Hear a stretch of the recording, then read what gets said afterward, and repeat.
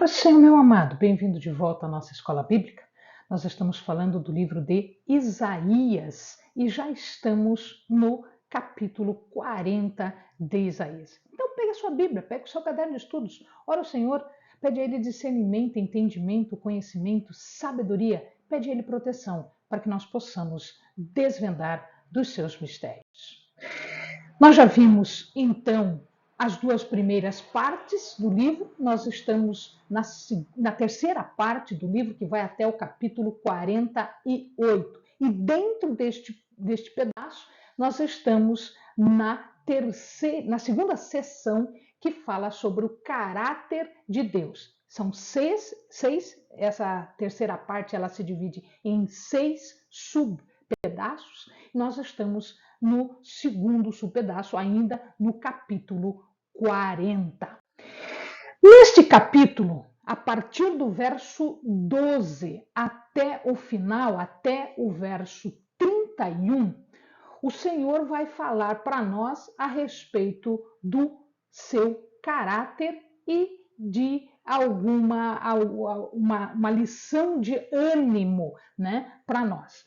Então, aqui ele começa falando da grandeza de Deus. O profeta diz, quem está falando isso tudo, quem está prometendo isso tudo, não é qualquer um, é o Senhor, o Todo-Poderoso, o Deus de Israel, soberano e majestoso. Então, é esta grandeza agora que vai ser falada, que vai ser mostrada para garantir que o povo não precisa ficar com medo de confiar em Deus. Assim como eu, assim como você, nós não precisamos ficar temerosos, porque nós sabemos em quem nós cremos. Em quem nós cremos? Aquele que sabe medir as águas na concha da sua mão. Aquele que fez e determina mar e céu e separa o mar do céu. Aquele que criou a terra e que mantém a terra com suas montanhas e colinas enormes. Aquele que recolhe o pó da terra em um sales. Sales era uma unidade medida que alguns podiam comparar ao efá, que também é uma unidade, ou ao alqueire, que é uma unidade de terra agora, né? É ele que pesa as montanhas e os outeiros. Então, este Deus, ele é grandioso, majestoso, poderosíssimo e soberano. Deus está acima do homem que é mera erva, que é insignificante. Ele está muito acima do homem em grandiosidade e em sabedoria. Quem vai falar um conselho para Deus? Nós é que precisamos do conselho de Deus. Quem vai instruir a Deus na vereda do juízo, no caminho do entendimento? Se você não viu ainda os vídeos sobre os provérbios, faça isso. Veja lá, assista os vídeos de provérbios e você vai ver quão profundos são os conhecimentos, os juízos, as veredas do Senhor. Quem vai falar isso? Quem? Quem não existe um conselheiro. Deus age de acordo com os seus caminhos, de acordo com o seu conhecimento, o seu entendimento, a sua sabedoria. E tudo isso é marcado pela justiça e pelo entendimento. Portanto, toda a instrução de Deus, todo o caminhar de Deus é justo e sábio. E o homem não consegue nem sondar, ele não consegue nem dimensionar, nós não sabemos a dimensão, nós não conhecemos e não conseguimos entender a dimensão da justiça e da sabedoria de Deus.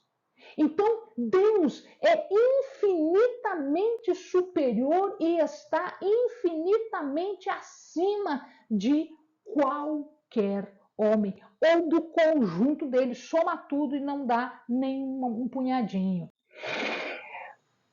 Em comparação com essa grandiosidade, agora o profeta começa a falar da loucura da idolatria.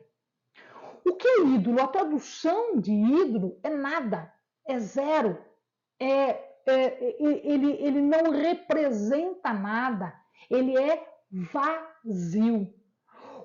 A idolatria se baseia num conhecimento corrompido de Deus. E ele começa a falar como é que faz um ídolo.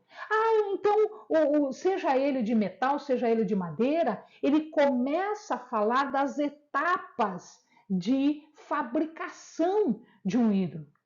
E aí ele pega um metal que é nada, ele pega uma madeira que é nada, e ele faz daquele nada um Deus. E espera que esse Deus resolva o problema dele. Isto é loucura, isto é insensatez, isto é não conhecer a Deus verdadeiramente. É um conhecimento corrompido de Deus. A imagem que é feita, né, a adoração a essa imagem, esse ídolo, é uma corrupção de um Deus que é incorruptível. Então, isto, o profeta diz que é loucura e insensatez. E ele diz, mas isso vocês já sabiam, vocês tinham que saber disso. Israel muito mais do que as outras nações? Sim, Israel muito mais, porque o conhecimento foi dado a eles de forma específica. Mas e os outros? Os outros não tiveram oportunidade de saber? Claro que sim, porque os outros tinham os céus e a terra que declaram a glória de Deus, a própria criação do mundo. Ele acabou de falar de coisas que são grandiosas para Deus, que representam Deus. Qual ídolo que se assemelha com isso? Nenhum. Então todas as pessoas tinham que saber disso. Todas as pessoas tinham que saber, né, que Deus é que fez isso, que Deus é que construiu e que mantém tudo isso. Então, se eles soubessem disso de verdade no coração deles, eles não teriam uma ideia tão pequenininha de Deus, de fazer uma imagem de barro, uma imagem de madeira, uma imagem de metal e dizer que aquilo é Deus. E dizer que aquilo foi quem fez todas as maravilhas. Isto é insensatez. Isto é loucura. Isto é corrupção que está sendo feita. Nós estamos corrompendo um ser incorruptível que é Deus. Deus está acima, o seu trono está acima. Tem uma distância enorme entre o trono de Deus e a nossa pequenez. Aquilo que rasteja no chão, porque é como se nós rastejássemos, como se nós fôssemos vermezinhos, pulguinhas, bichinhos diante dele. A grandeza de Deus é ressaltada no fato de que ele governa o mundo e na obra das suas mãos. A criação de tudo que existe. Os governantes da terra só acham que têm poder, mas eles são palha que o vento leva num soprão. Nenhuma semelhança pode existir numa imagem e um Deus que é majestoso. Para você ter esta ideia, o profeta fala, veja, quem criou as estrelas que estão lá no firmamento, que são enormes, que é imenso? Ele criou cada uma delas e as chama pelo nome. Quando nós chamamos alguém pelo nome é porque a gente tem intimidade, a gente conhece. Deus não só criou, mas ele tem intimidade com a criação dele. Ele não criou e sumiu. Ele criou e mantém. Ele criou e fica junto. Ele tem poder e força. Ele é onipotente para fazer isso e onisciente para fazer isso. O que quer dizer? Porque ele tem todo o poder e ele tem todo o conhecimento. É por isso que as coisas são mantidas. A vida é mantida, porque Deus, na sua onipotência e na sua onisciência, nos mantém. Ele nos cria e nos chama pelo nome, assim como ele faz com as estrelas. O povo geme pela opressão. Mas aí o profeta diz: mas por que você está gemendo? Eu estou falando de mim, olha o meu poder. Os ídolos são nada. Então veja, a quem você tem que se achegar? A quem? Isaías então leva o povo a lembrar: espera um pouquinho. Vocês estão passando o que estão passando pelo pecado, pela idolatria, porque vocês erraram o caminho. Mas vocês tinham um Deus poderoso, então vocês estão gemendo, chorando, por quê? Se vocês ainda podem ter um Deus grandioso. O Senhor, Deus de Israel, que é o eterno Deus, que é o Criador de tudo, que era, é e será, ele é sempre igual. O povo esquece que o seu caminho está oculto a ele e que a sua causa lhe é alheia. Não, isso não é verdade, não. Deus não se oculta e não tem nada que seja oculto a ele. Ele esquadrinha o nosso coração, a nossa alma, os nossos pensamentos. E ele se fez conhecer através de tudo isso, através do cuidado, através da criação, através, né, de manter um povo, de ter intimidade com o povo, de ter intimidade conosco. Ele, inclusive, nos deu as regras por escrito para que a gente não se perca no caminho.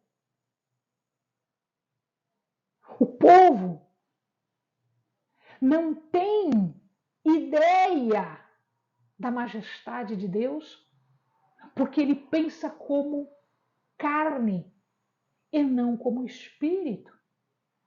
Mostra que o povo, ele acha humanamente as coisas, e aliás, algumas vezes esse humanamente é insensato, é louco, porque tem o componente da idolatria. Deus é majestoso, Deus é poderoso. Então, por que se queixar? Ele é o mesmo. E ele é todo poderoso. Ele possui o poder de ajudar. Ele tem poder para ajudar. Ele é onipotente. Mas ele sabe como também. Ele é onisciente.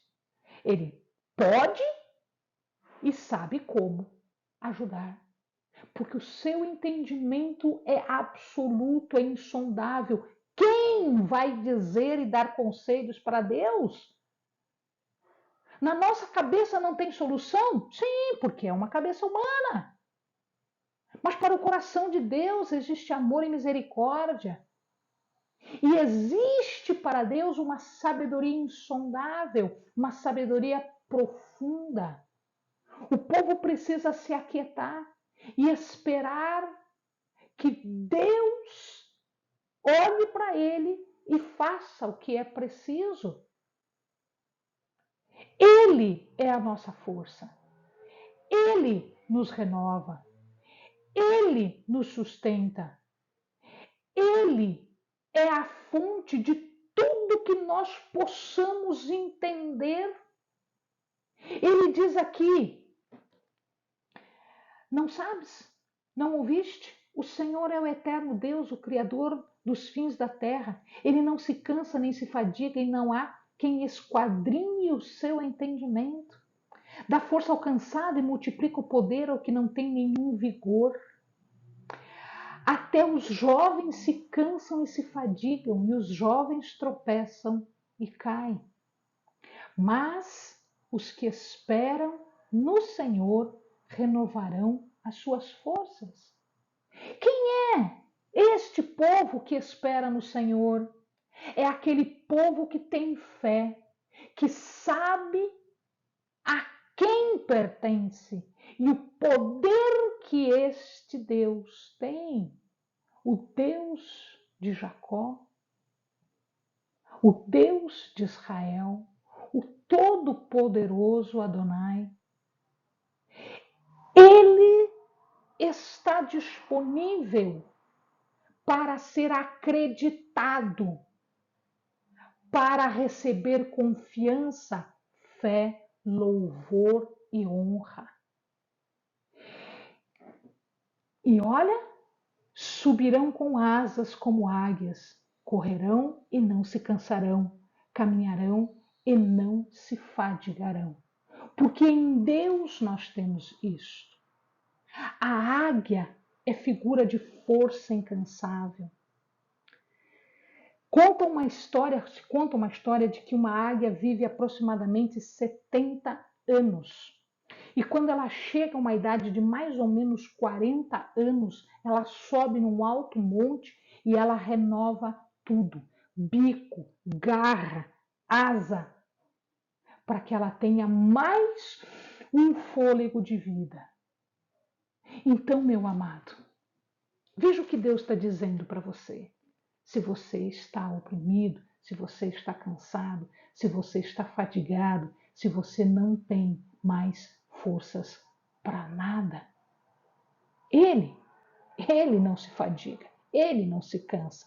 Então vamos nos achegar a Ele, os que esperam no Senhor, em fé, em confiança. Os que esperam no Senhor renovarão as suas forças, subirão com asas como águia no mais alto céu.